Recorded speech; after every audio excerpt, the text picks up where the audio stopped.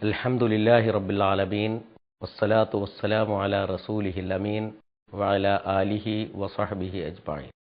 ലോക മുസ്ലിങ്ങൾ ബലിപെരുന്നാൾ ആഘോഷിക്കുന്ന സന്തോഷത്തിൻ്റെയും ആഹ്ലാദത്തിൻ്റെയും ഈ സന്ദർഭത്തിൽ മുഴുവൻ മലയാളികൾക്കും ഹൃദയം നിറഞ്ഞ ഈദ് ആശംസകൾ.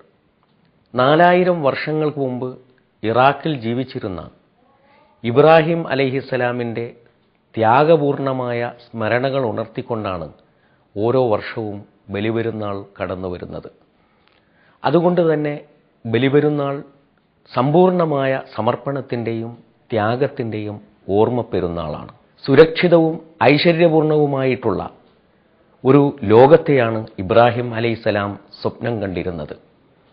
ഇബ്രാഹിം അലൈഹിസ്സലാമിൻ്റെ സ്വപ്നത്തിലും പ്രാർത്ഥനയിലും നിറഞ്ഞു നിന്നിരുന്നത് ഭയവും വിശപ്പുമില്ലാത്ത ഒരു ലോകമായിരുന്നു. കലർപ്പില്ലാത്ത ഏകദൈവ വിശ്വാസത്തിൻ്റെ അടിസ്ഥാനത്തിൽ മനുഷ്യമഹത്വത്തെയും സമത്വത്തെയും ഏകത്വത്തെയും ഉയർത്തിപ്പിടിച്ചുകൊണ്ട് ലോകമെങ്ങും അദ്ദേഹം സഞ്ചരിച്ചു. മനുഷ്യൻ്റെ മഹത്വത്തെയും മനുഷ്യ സമത്വത്തെയും നിരാകരിക്കുന്ന രാഷ്ട്രീയമാണ് സാമ്രാജ്യത്വത്തിൻ്റെയും ഏകാധിപത്യത്തിൻ്റെയും രാഷ്ട്രീയം.